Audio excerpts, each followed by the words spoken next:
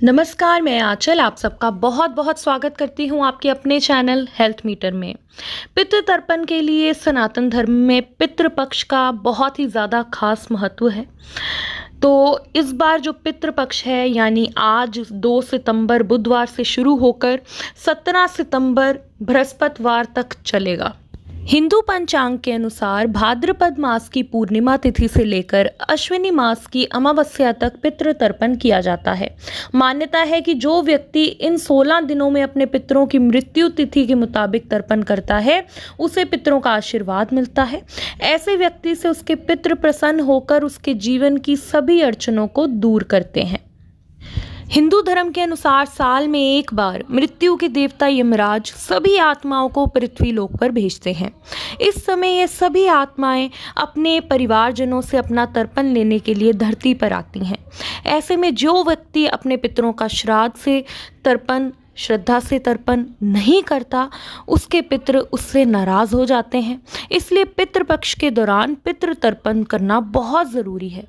पितृपक्ष में पितरों के लिए श्रद्धा से तर्पण करने से जहाँ पितरों का आशीर्वाद प्राप्त होता है वहीं परिवार के सदस्यों की तरक्की का रास्ता भी खुलता है। साथ ही पितृदोष का भी निवारण होता है। कहते हैं कि जिस घर में पितृदोष लग जाता है उस घर में लड़के पैदा नहीं होते या फिर कर्जा बढ़ जाता है, कोई ना कोई प्रॉब्लम लाइफ में ऐसी चलने लगती है उस घर में जो कि आगे 7 पीढ़ियों को झेलनी पड़ती है। जैसे आप सब जानते हैं कि इस समय कोरोना टाइम के समय ना तो कोई किसी को घर बुलाना चाहता है और ना ही कहीं पर जाना चाहता है। तो इस समय आप किस तरह से पितृ तर्पण कर सकते हैं, क्योंकि आम तौर पर जब हम आगे करते हैं पितृ तर्पण तो घर पर ब्राह्मण बुलाकर भोजन कराते हैं। तो अब आपको ऐसा क्या करना चाहिए और किस तरह से क्या विधि होती है वो भी मैं आपको बताऊंगी। तो आज की वीडियो में मैं आपके साथ ये शेयर करने जा रही हूँ।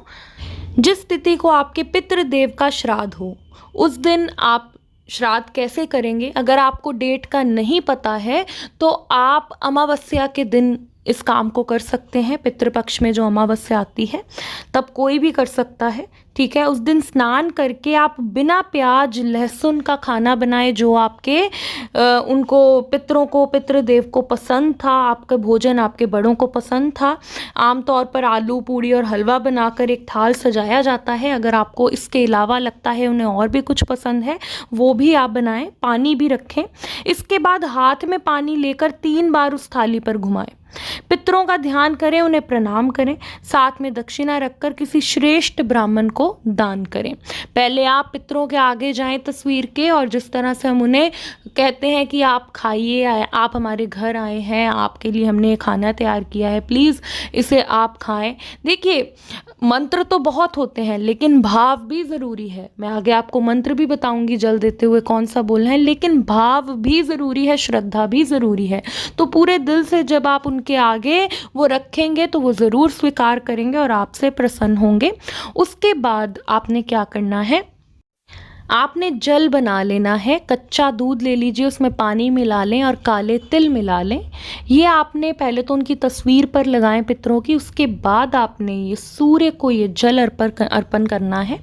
और आपको क्या बोलना है, अगर तो आप अपने पिताजी का कर रहे हैं सबसे पहले तो आपको दोनों हाथ जोड़कर, चाहे तो आप पैसे भी रख सकते हैं हाथ में, हाथ जोड़कर आपको अपने पितरों को आमंत्रित करना चाहिए, उनका ध्यान करना चाहिए और कहना चाहिए हे पितरों पधारिए और जला जली ग्रहण करिए, ठीक है। ये बात आपको कहनी है। अगर आपको कोई भी मंत्र ना याद हो तो आप इतना भाव से कहेंगे तो वो ज़रूर आएंगे।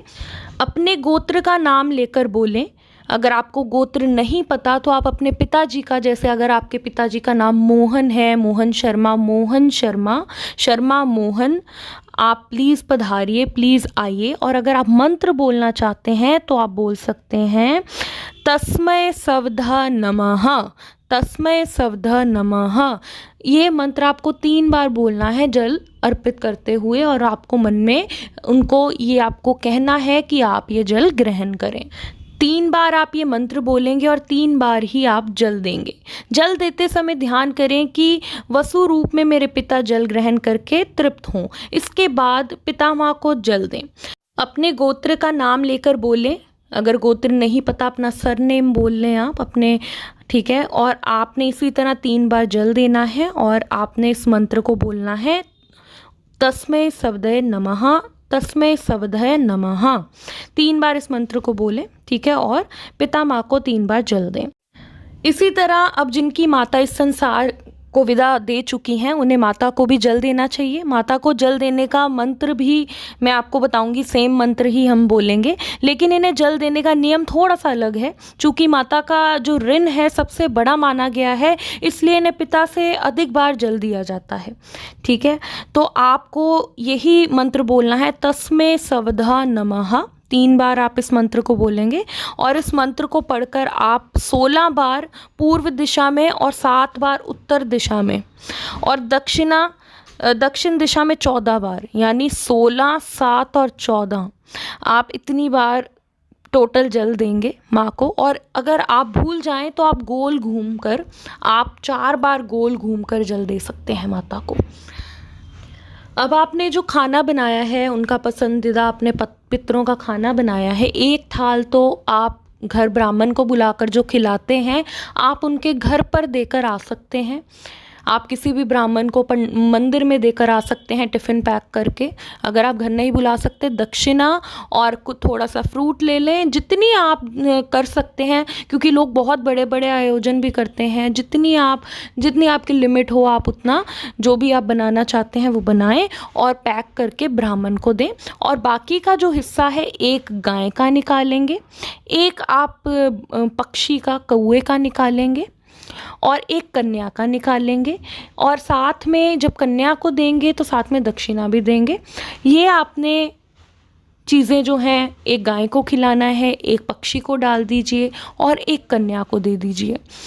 कुछ लोग कुत्ते को भी खिलाते हैं, तो आप कुत्ते का भी 1 ग्रास निकाल सकते हैं। आप 1 ग्रास में 2 पूड़ी, 4 पूड़ी, जितनी आपकी इच्छा हो रख सकते हैं। ये आप तब करेंगे जब आपकी श्राद्ध की तिथि है। बाकी अब आप चाहते हैं कि पितृ दोष आपसे दूर रहे और आपके जो पितृ हैं प्रसन्न रहें, तो आप सूर्य को जल रोज़ चढ़ाएं, कच्चा दूध ले लें, उसमें तिल डालकर रोज़ उन्हें तर्पण करें। और अगर रोज़ ना कर पाएँ तो जो आखिरी तिथि अमावस्या की होती है तब तो ज़रूर करें। जिनको तिथि नहीं भी पता वो भी उस दिन करें, उनके पितृ शांत होते हैं।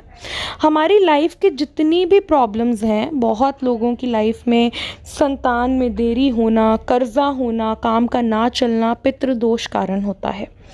ये तो नॉर्मल आपके हैं कि आपने पितृ शांत कर लिए, बट कई बार पितृ दोष इतना ज़बरदस्त होता है कि आपको उसकी शांति करवाना ज़रूरी होता है।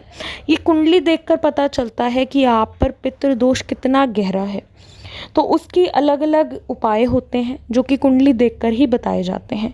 अगर आपका कुंडली रिलेटेड कोई सवाल हो तो नीचे दिए नंबर पर व्हाट्सएप मैसेज कर सकते हैं। कुंडली देखने के हमारे चार्जेस हैं, क्योंकि लाइफ की जितनी प्रॉब्लम्स हैं हमारे ग्रहों से संबंधित है। जब हम उसके उपाय कर लेते हैं तो वो प्रॉब्लम दूर हो सकती है। तो अगर आप संपर्क करना चाहें तो व्हाट्सएप मैसेज करें। कुंडली देखने के हमारे चार्जेस हैं। अगर वीडियो आपको अच्छा लगा हो, इसे लाइक एंड शेयर करना नहीं भूलें। मैं आंचल फिर मिलूँगी आपसे एक नई वीडियो, एक नए टॉपिक के साथ। नमस्कार, गुड बाय।